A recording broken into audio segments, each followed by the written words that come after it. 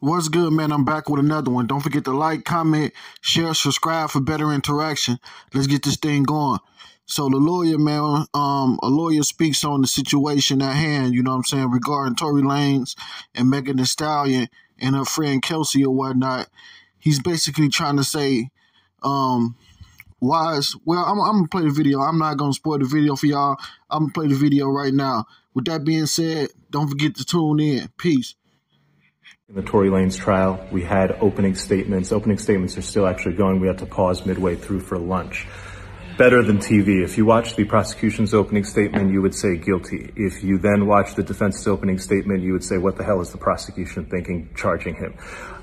Basically, the prosecution started with this story. They said that, hey, they're all at the party, and Tory is leaving the party with Meg. They're in the car. An argument breaks out, during which Meg says and insults his skills as a rap artist. This leads to a situation where she gets out of the car and he shoots at her feet and yells, "Dance, bitch." And then she ends up at a hospital, and a doctor takes out 3 fragments of bullet wounds from her foot.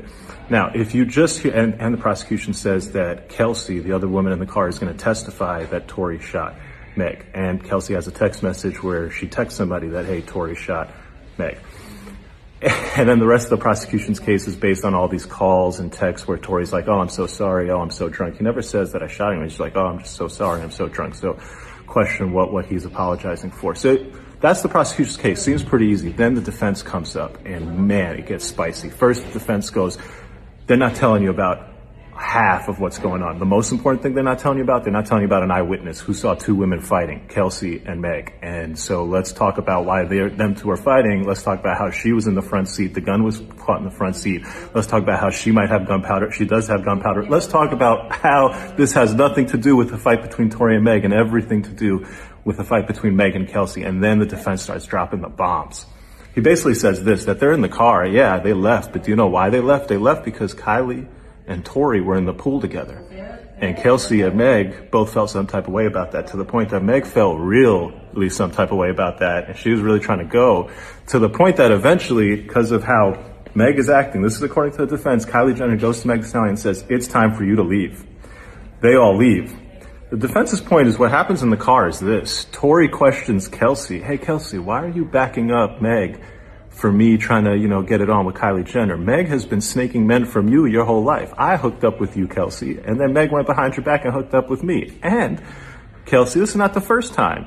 You had been hooking up with Ben Simmons. Meg went behind your back and hooked up with Ben Simmons. You had been hooking up with the baby. Meg went behind your back and hooked up with the baby. And so the defense starts dropping all these grenades. The crowd is captivated. The jury's like, oh, what's going on? And there's every reason to believe that there could have been a fight here, not between Tory and Meg, but between Meg and Kelsey. And the shooting could have not been Tory. It could have been done by any one of the other people in that car. What does all of this mean? Well, I'll tell you a couple things. First, Corey Gamble, Kris Jenner's husband, is going to testify, so this will continue to be must-see TV. 2, the judge is terrific. I expect a very fair trial. The lawyers on the defense side are terrific.